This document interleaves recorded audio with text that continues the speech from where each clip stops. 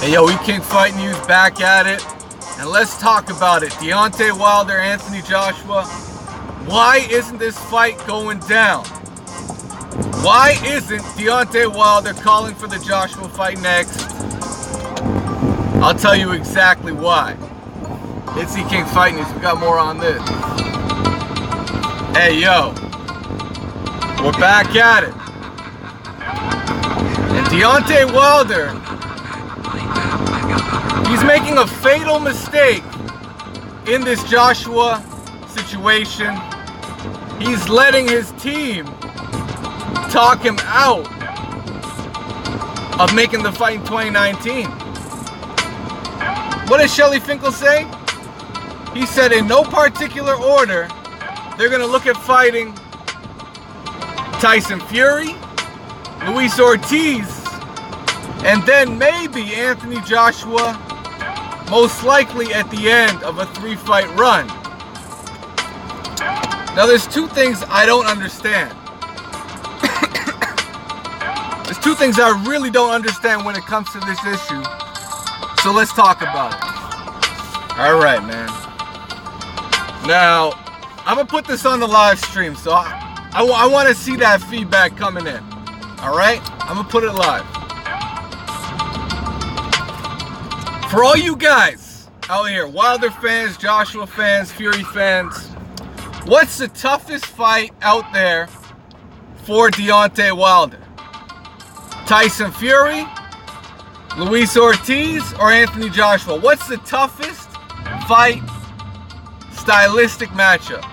What do you guys think? Is it Tyson Fury? Is it Luis Ortiz? Or is it Anthony Joshua? Let's just say if you think it's AJ, vote 1. If it's Luis Ortiz, vote 2. And if it's Tyson Fury, put the number 3 in there. What do you guys think? Because in my opinion, the most difficult fight is the Tyson Fury fight. Then the second most difficult fight, in my opinion, is either Luis Ortiz or Anthony Joshua. I would edge out Luis Ortiz because he's been in there with Wilder before. He knows what to expect. He knows the right hand is coming from specific angles that he's seen and taken already. He knows what distance he needs to be at. He knows where he needs to be if he's going to counterpunch. Luis Ortiz he's got a leg up going into the rematch. Number 3, I think you can argue Anthony Joshua might be the easiest of all 3 of those fights. So why isn't Anthony Joshua, why isn't Deontay Wilder in a rush to make that fight now? Take all the belts up off AJ. Why not do it? Here's the reason. Because Deontay Wilder is starting to believe he's the A side of the scenario. That's the real reason. Greed. The snakes have gotten into Deontay Wilder's head, man. I'm telling you, he believes he's the A side now. He believes that he should get majority share. Deontay Wilder, you notice how before he was saying 50-50 or nothing? Now he ain't even saying that anymore. He ain't even saying that anymore. He's putting Team AJ on ice. And he's saying, you know what, I'm gonna fight the PBC guys. I'm gonna fight Luis Ortiz. And I'm gonna see if we get this Tyson Fury joint in there. Right? Because either way, that's a pay-per-view. And either way, there's gonna be a whole lot of bread on the line when Deontay Wilder eventually fights Tyson Fury.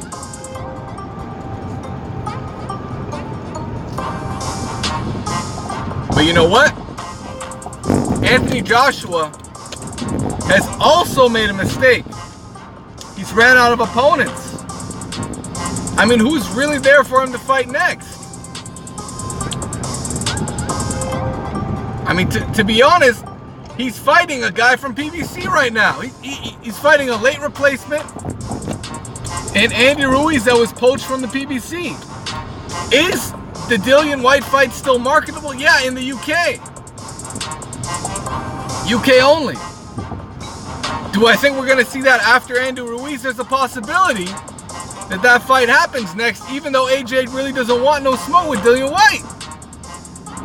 Unless Eddie Hearn can convince Joshua to, you know, fight Dillian White one more time. You know, the UK wants to see it happen.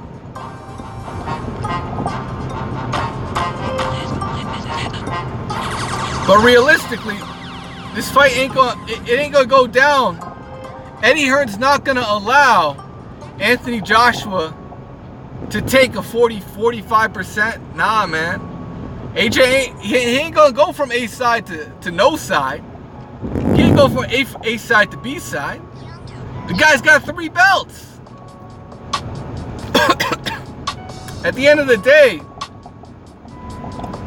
I can respect 50-50 100%, but I can definitely see Anthony Joshua, who once offered 12 to 15 million for Deontay Wilder, for him now to take 40% is kind of absurd. Even though it may be realistic in some situation where, okay, you know, you put the fight on US pay-per-view, yeah, Deontay Wilder may be 60% of the draw in the US. But in the UK, that fight's gonna go through the roof. That fight is gonna set an insane record. And I think that's the #1 fight for the UK.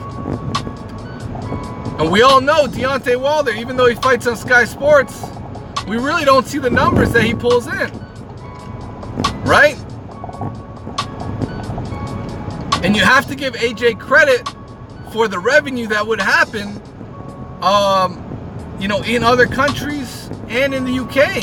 You got to give AJ that credit because he did it with Klitschko, and he's the all-time, you know, pay-per-view record holder over there, right? So it's a tough spot. I think 50-50 is where this fight needs to be at. 55-45, maybe in AJ's favor, maybe. I really think it's a 50-50 fight though. And that's how it should be dealt with all across the board. That's just facts, man. It's just facts. So what do you guys think about this, man? I truly believe Deontay Wilder is putting AJ on ice, looking to get a bigger market share.